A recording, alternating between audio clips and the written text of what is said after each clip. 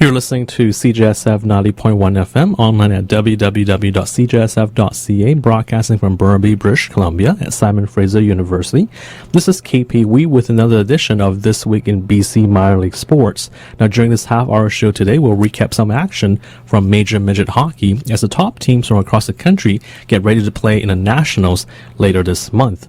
Now, just to let you know, if you're new to this program, we don't cover the major professional sports leagues on this show, so I'm not going to comment on the Vancouver Canucks and their situation with missing the playoffs or the major shakeup in the front office, so this is not the station for that. And obviously, the Canucks were eliminated from playoff contention early in the week. Now, obviously, you wouldn't be tuning into this station if you wanted to hear about insights and commentary on that, but what we focus on here in this program are local minor hockey, collegiate sports, sports that don't get much attention or much press on traditional media. So definitely, if you get the chance to, I would definitely suggest checking out some of these sports as a good entertainment at low cost. In some cases, free of charge to attend. Now, I've been focusing a lot on men's major midget hockey action on this program, but I'm going to change things around a bit, and we're going to start off today with female major midget hockey action from last weekend, where the 15 to 17-year-olds took to the ice as the BC Female Midget AAA League had their league finals to determine the provincial champions.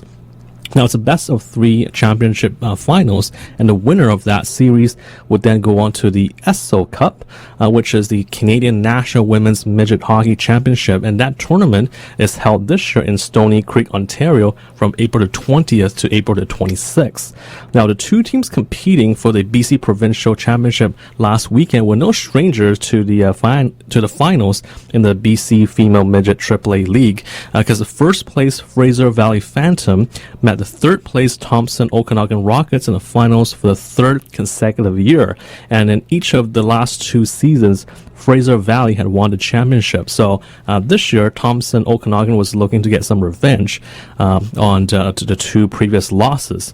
Now, the finals began on Friday night, April the 4th, at the Langley Sportsplex, and I was at the game, and just an hour before puck drop, I had a chance to speak with Fraser Valley Phantom head coach Dean Reed. I first asked Coach Reed about the regular season success of the Phantom Club as they lost just one game during the regular season. The regular season actually was even more difficult than last year. Even though we only lost one game, there was a few ties, and teams are starting to play us a lot tighter. I'm very happy to see that the BC Hockey League is getting a lot stronger all the way through from top to bottom, and there were some challenging games this year. Shannon Mohr is ready. She's one of the top players in the league. What can you tell us about her play? Shannon is actually a player that transferred over from the boys' side, and that happens quite often with female hockey, is they'll start with the boys' side and they'll transfer over, and I'm very happy she transferred. She's a very physical player. It took a while for her to adjust to the female game, and when she adjusted, she literally started all of a sudden getting shots on net that were going in, whereas previously she may have hesitated a bit. She's an aggressive player that I know a lot of schools are looking for her going down the road. And what other players would you say we should be watching for during the series? Oh, during the series, our goaltender, first and foremost. When we were in Notre Dame, she probably single-handedly won us the tournament. But then we have Michelle Tour, we have Jody Gentile, we have Chelsea Wilson, Brianna Keats, Ducek. We have a lot of seniors. Mackenzie Wong is back. And Mackenzie Wong has been out for 3 weekends. And, we have a lot of players that are coming back, and we're trying to amp up for ESSOs. You mentioned about Mackenzie Wong being out. I think she has like 14 goals in 20 games this season. So you guys seem to have a lot of top players who can put the puck in the net. Well, Mackenzie's been a blessing for us this is her third year, and unfortunately her last year, leading the league the last 2 years in scoring. Her being away, you have players like Shannon step up, but we also have some young players that are surprising people. We have like Mandy Pollock, for example, a young kid that first-year player. She's going to surprise a lot of people coming up. And Shan, also coach that you guys participated in the Max tournament during the winter and lost a triple overtime game in the finals. What can you tell us about that? What we learned from going to the Max tournament is that we're just as good as everybody else in Western Canada. We already knew that from the Notre Dame tournament and winning that tournament. We beat JWHL teams out there. We actually beat 2 private teams out there. But what we learned from the Max tournament, we're just as good as everybody else, except unfortunately they have 20 players and we only had 16. If you look at our bench in overtime, and it's kind of funny on TV, you watch the replay, I'm sitting in the middle of the bench with nobody around me. And we learned that. So coming up, ultimately our goal is Essos, and at Essos we will have 20 players. All right, and finally, Coach, you guys are in the Female Midget AAA finals against the Okanagan the Thompson-Okanagan Rockets. What can you expect in this series? What we can expect is they're a very well-coached team. I enjoy actually playing against all of our teams in our league. We have some very good coaches in this league, but with this team here, they're a well-coached team, and their forecheck is, we've been practicing for 2 weeks waiting for their forecheck because we know that they're going to be pressuring. We know that we have to make plays right away, and if we make those plays right away, we'll be fine. All right, thanks, Coach, and good luck in the finals. Now, just to backtrack a little bit, the Phantom went 22-1-7 during the regular season, and also they took part in the Max tournament during the Christmas break that featured several top teams around the country, and they actually lost a triple overtime game in the finals of the Max tournament, as mentioned in that soundbite. They lost to a team called the Westman Wildcats, who are from Manitoba, on New Year's Day, and that was with 18 seconds left in the third overtime period in the gold medal game. But during the regular season in BC Female Midget AAA action, Fraser Valley lost just once. Thompson-Okanagan, their opponents in the finals, meanwhile had a record of 14 wins, 12 losses, and 4 ties this season. Now, before we get to the game recap, here's Fraser Valley's Shannon Mohr is ready, the leading scorer in the league this year, with her thoughts before Game 1 on Friday night. We're with Shannon Mohr is ready of the Fraser Valley Phantom. So thanks for joining us today. What can you tell us a bit about yourself? Well, I'm a second-year player in the Fraser Valley Phantom. I AP last year, and this was my first season, and it's going great so far. I understand that, Shannon, you are the player of the month for the month of February, and also you are the leading scorer this season in the league. Thoughts about your accomplishments? I mean, I have amazing line mates. Like, I couldn't have asked for better centerman and right wing, so I just feel lucky to be putting in the puck in the net. So, yeah, that's pretty much. And also, for the team, you guys lost only one game all season. What can you tell us about the Phantom team after this year? I mean, we've been pretty consistent so far. We just got to put in the 60 minutes, and I think good things will keep happening. So. And obviously, you guys are in the finals, and obviously we'll be rooting for you. What are your plans after the finals, after the season? Well, our goal all year was to get to nationals, so we've been focused on that and working really hard to get to that. So I think we just got to be composed and keep an even keel, and I think we'll be fine. Okay, so you guys are playing the Rockets in the finals, so good luck. And any predictions or anything like that? They're going to definitely put up a fight, but we're expecting to win some games. So. All right. Once again, thank you, Shannon, and good luck in the series. Thank you. Again, with the finals, you would expect an electric atmosphere, and it certainly was at the rink there. There were banners that were taped onto the plexiglass. It was a packed rink at the Langley Sportsplex. They even had number 9, Gabrielle Roy, one of the Phantom's forwards, singing the national anthem before the game.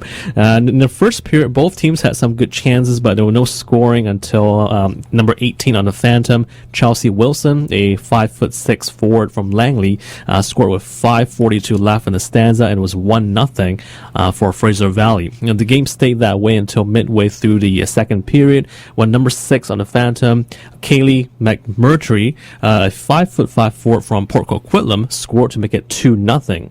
Now, both teams had chances the rest of the game, and with lots of exciting chances at both ends of the rink, but Fraser Valley goaltender Valencia Yordanov hung on for the shutout as the Phantom defeated the Thompson-Okanagan Rockets by a final score of 2-0 in Game 1 to open the series. Now remember, this is a best-of-3 affair, so each game is critical, and on Saturday night, the two teams faced off again at the Langley Sportsplex, with the Phantom just one win away from becoming provincial champions. The Rockets were swept by the Phantom in the finals last year, and who also lost 2 games to 1 to them to the year before that, were looking to stay alive. Now, so Game 2, a game which I didn't attend, but follow on Twitter instead, was a scoreless game until late in the first period when number 6, Kirsten Martin, a 5'7" forward for the Fraser Valley Phantom, scored on a power play with 3 minutes to go, putting her team up 1-0. Again, both teams had chances to score during the next 2 periods, but neither club was able to put the puck past Rachel Fontia, the Thompson-Okanagan goalie, or Valencia Yordanov, the Phantom goaltender. And I'm sure I'm messing up the names here. My apologies for not pronouncing names correctly. But neither team was able to put the puck past either goaltender after the first period, and the game would actually end by a score of 1-0. So that means that the Fraser Valley Phantom sweeps the series. They win the 3rd consecutive BC Female Midget AAA Championship. So congratulations to the Fraser Valley Club for becoming 3-time provincial champions. Now the Phantom will now advance to the 2014 Esso Cup, which will be held in Stony Creek, Ontario from April 20th to the 26th.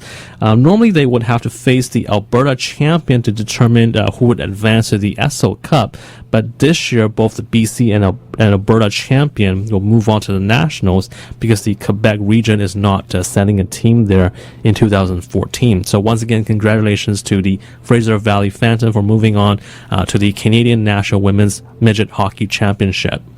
Now, some information about the Female Midget AAA League. It was initiated in the 2007-2008 season in response to, or in order, I should say, to provide an opportunity for female elite hockey players to come together on zone teams to challenge other elite female midget teams.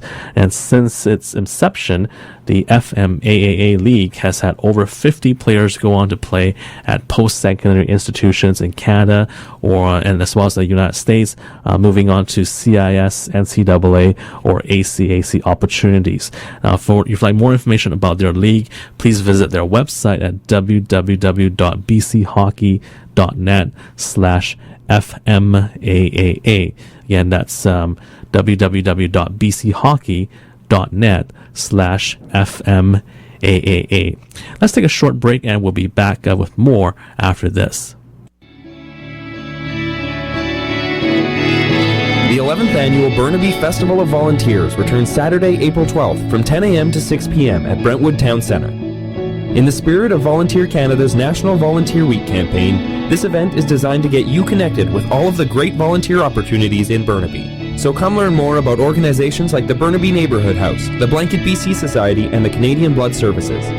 To find out more about the festival, please visit www.volunteerburnaby.ca. Remember, volunteer work speaks volumes, so don't delay. Get involved today.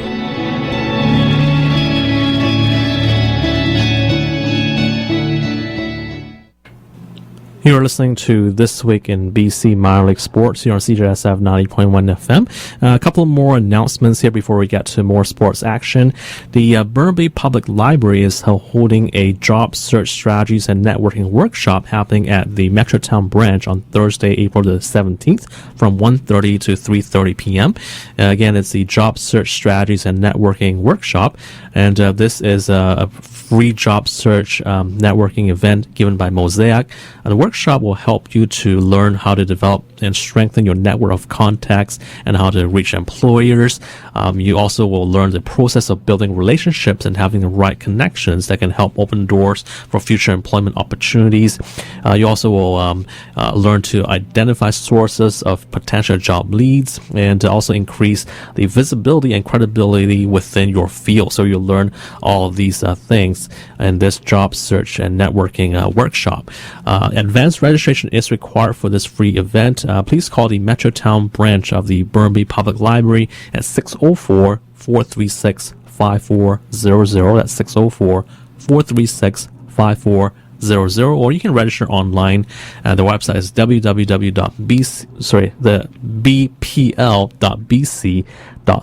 That's www.bpl.bc.ca, and that's the Burnaby Public Library. And again, this is happening on Thursday, April the 17th from 1:30 to 3:30 p.m.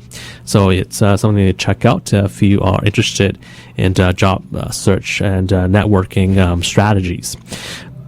And if you're interested in another type of workshop, the Burnaby Public Library does have another one coming up the following week on Thursday, April the 24th. And that one is on the topic of understanding labor market information and employer expectations. Again, this is held at the Metrotown branch. And again, this is called Understanding Labor Market Information and Employer Expectations. Basically, the Burnaby Public Library is presenting a free workshop on understanding labor market information and employer expectations, and it's given by Mosaic once again. And knowing labor market information can be critical to a successful job search. Now, the session includes the following topics, such as which jobs are in demand now and in the future, how the economy is doing and what demographics exist in different regions, occupational descriptions and salary information, upcoming areas of work, and so on. So definitely, a very valuable workshop to attend if you are looking for a job or in the process of doing a career change. That's at 1:30 p.m. from 1:30 to 3:30 on Thursday, April the 24th. Hey, I guess if I weren't working, if I didn't have a job, I'll probably be going to that information session as well, just to see what the current trends are in terms of jobs being in demand, how the economy is doing, and so on and so forth. So definitely something to check out. And again, for this, you will need to register in advance. It is a free workshop. You can call the Metrotown branch of the Burnaby Public Library at 604-436-5400. That's 604-436-5400 to register, or again, you can register online on their website. And again, something that's it's kind of important, I guess, is learning what employers out there are really looking for and how you can best prepare to meet their needs. And then finally, one more announcement about the workshop that being held at the Metrotown Library. It's the resume and cover letter workshop happening on Thursday, May the 1st from 1:30 to 3:30 p.m. And again, this is a free workshop being presented by Mosaic. So what you can learn here at the May 1st workshop is how to put together a professional resume and cover letter that stands out, how you can target your audience and that let your resume be your marketing tool. Because as you know, when we say when you look for a job, you're kind of like selling yourself, you're marketing yourself. So that's what they'll teach you at this workshop on Thursday, May the 1st at 1:30 p.m. And feel free also to bring along a copy of a resume and a cover letter with you so that they can help you take a look at them. Again, registration is required for this free workshop, and just again call the Metrotown branch or register online. Again, their website is www.bpl.bc.ca. That's www.bpl.bc.ca. Now, another announcement to make here. A good friend of CJSF 90.1 FM, Chris Ronald, a Vancouver-based songwriter and musician, recently had his new album out. It's called Timeline, and it's a new CD featuring some new songs performed by Chris. And he's actually going to have another gig coming up later in April, on April the 24th, which is a Thursday. That's Thursday, April 24th at 9 p.m. And this is at the Wolf and Hound, which is at 3617 West Broadway in Vancouver. So you can check him out and listen to him perform live. Again, that's 9 p.m. I should say, on Thursday, April 24th. You can also actually check out his website, which is www.chrisronald.com.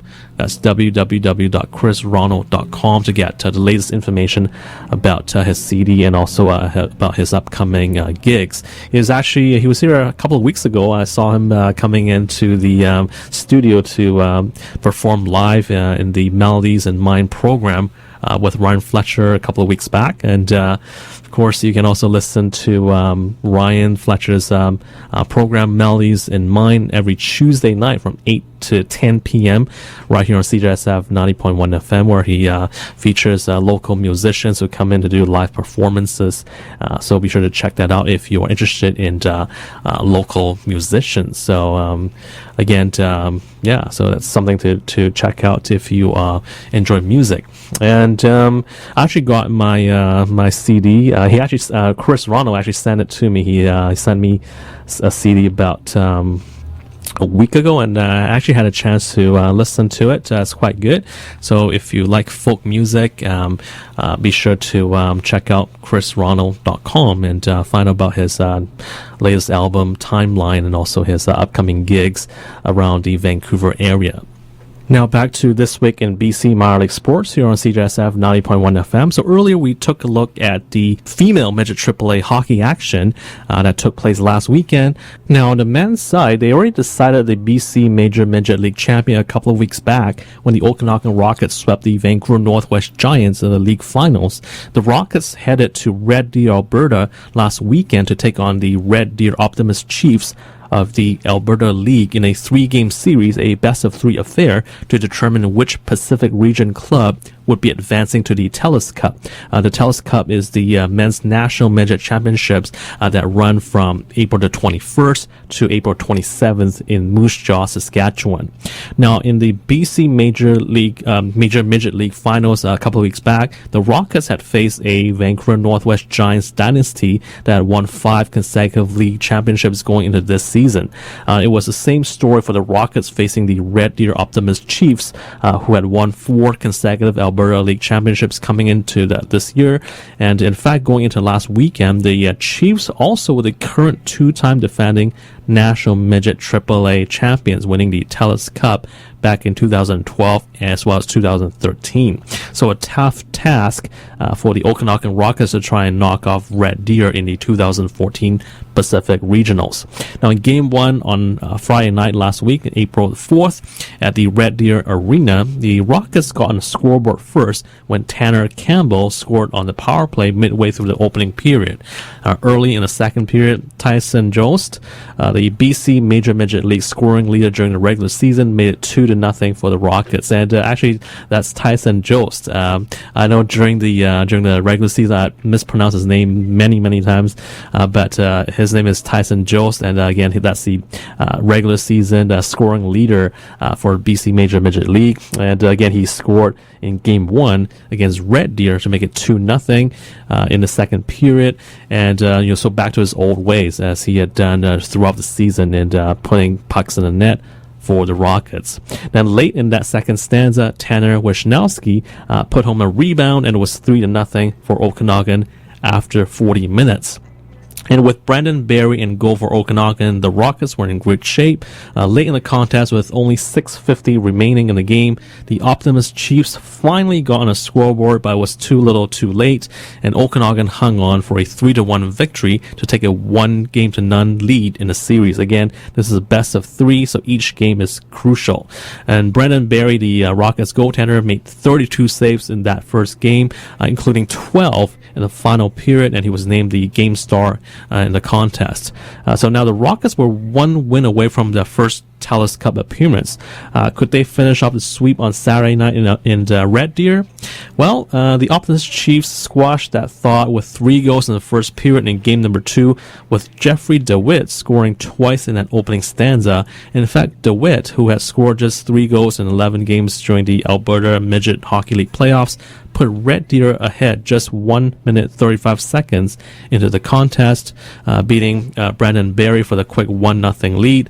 And actually, with seconds ticking down in the opening period, DeWitt then struck again when he scored with 48 seconds left in that first period to put the Optimus Chiefs ahead 2-0.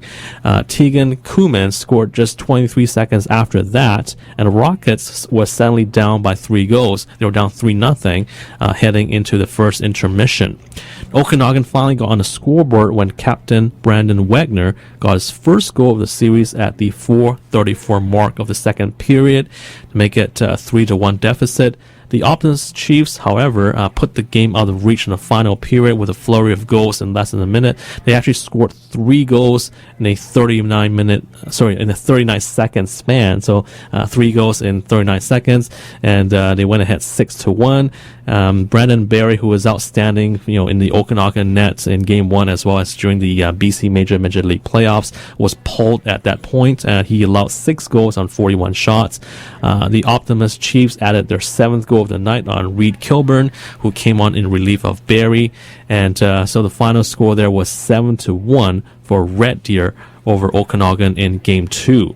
So the series was tied 1-1 with the third and decisive game going on Sunday afternoon, and the final game would turn out to be a thriller. The Rockets struck first when Tyson Jost scored with just over a minute left in the first period to put Okanagan ahead 1-0. So again, big game, the third and final game of the series. You expect your big guns to come through, and definitely Tyson Jost, the leading scorer in the league during the regular season, did that to put the Rockets up 1-0. That was the way it stayed until the second period when the Optimus Chiefs answered back with a pair of goals in the second against Brandon Barry. It was 2-1 for the hometown Red Deer club. So the Rockets were 20 minutes away from elimination. They were down 2-1 going to the third period, but Tanner Brown scored with 8 minutes left in regulation, and that forced overtime. So again, it doesn't get any better than that. Sudden death overtime in the final game of the championship round to determine who will move on to the national championships in Saskatchewan.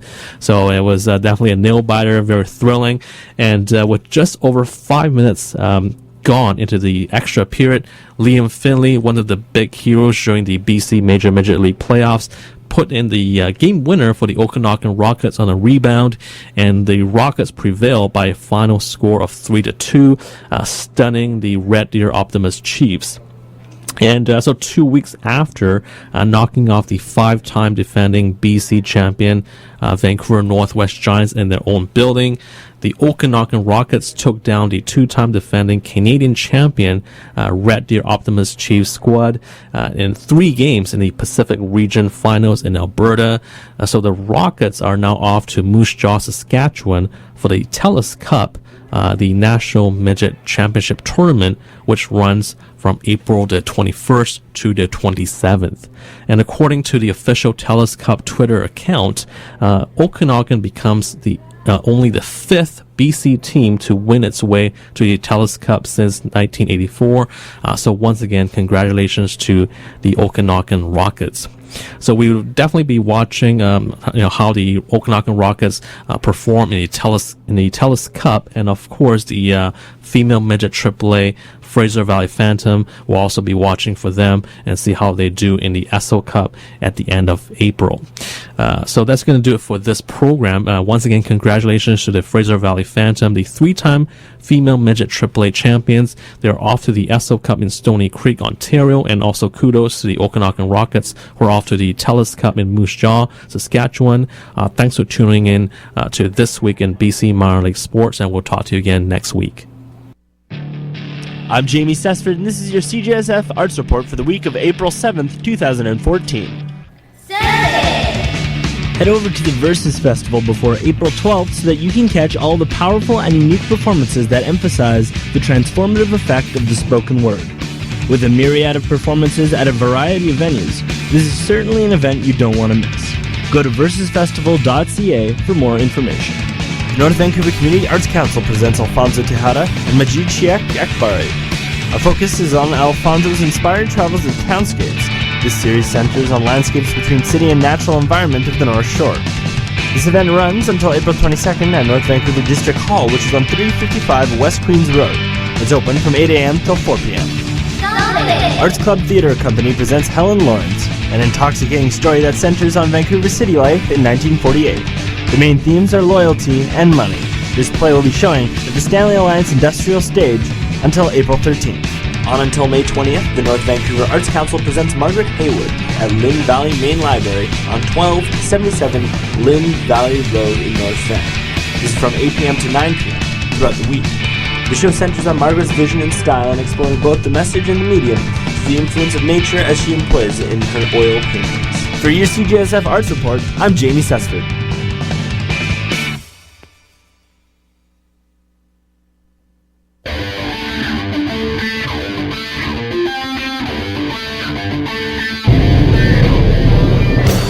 This is CJSF 90.1 FM, located